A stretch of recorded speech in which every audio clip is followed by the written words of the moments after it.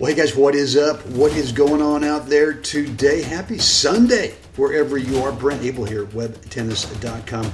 Another episode of What's the Right Shot. And today we're going to look at a very short serve and volley point. And I've got a couple things I want you to consider about when you serve and volley. Again, whether it is singles or whether it's doubles, these two things will really help you improve your first volley.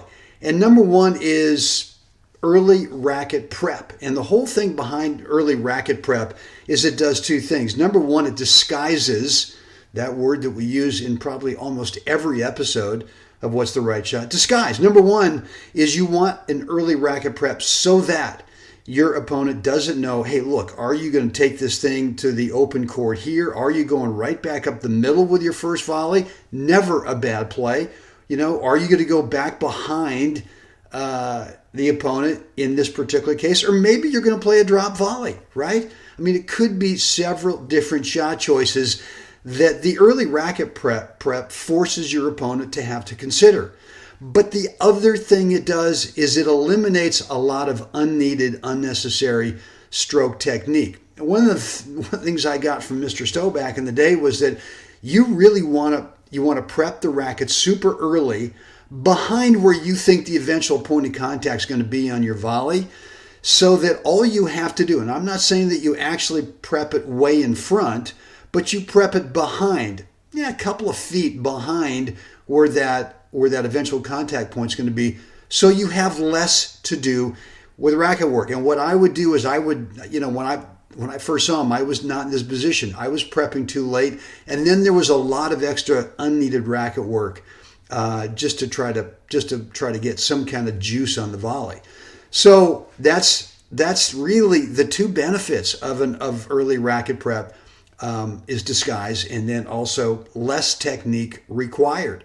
So look, in this particular case, what I want you to feel is that whatever's your initial shot instinct, volley instinct on the first volley, prep the racket, and then have a sense that you can wait for a nanosecond maybe, so that the timing in terms of executing the volley is right where you want to be, and then just absolutely commit to the stroke. And Mike Magali, who really is a great player and whose game is really well suited for grass, right, and a serve and volley, gets this thing prepped to where all he needs to do is just bring it forward and finish the stroke. And now he's just got to whatever comes back, he's just got to make sure he gets to it and just pushes it back into the open court. Look, this open court winning volley, what's the technique here? Zip, zero, zilch. It is just, I got to get to the ball with my feet, and I got to make sure that I at least push it back inside the sideline. It's that simple. So again, the takeaway today, guys, on your first volley is going to be early racket prep. Number one, for disguise, and then number two, to eliminate unneeded stroke technique. Would love to hear from you down below. What's on your mind? Comments, questions, remarks, let me know in the comments area down below. And or you can shoot me an email, brent@webtennis.com. I'm going to play this point for you in real time, and then again, we'll do a slow-mo version.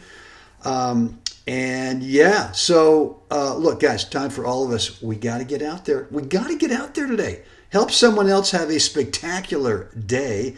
Guys, definitely see you again next time.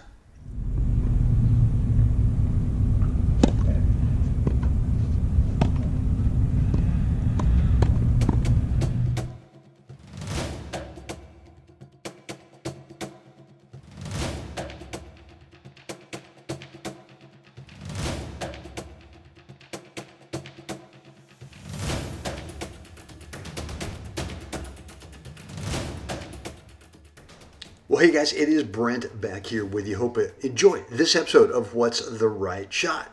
And yeah, if you are struggling with your topspin forehand, just the standard rally ball, trying to keep the ball in play, or maybe in this case, trying to hit a clean passing shot, there's really just three habits that you've got to build, you've got to develop to be able to be consistent with the shot and really build some confidence. Again, whether it's a rally ball, you know, whether it's more of an offensive drive to produce some offensive opportunities, or like this shot here, a passing shot.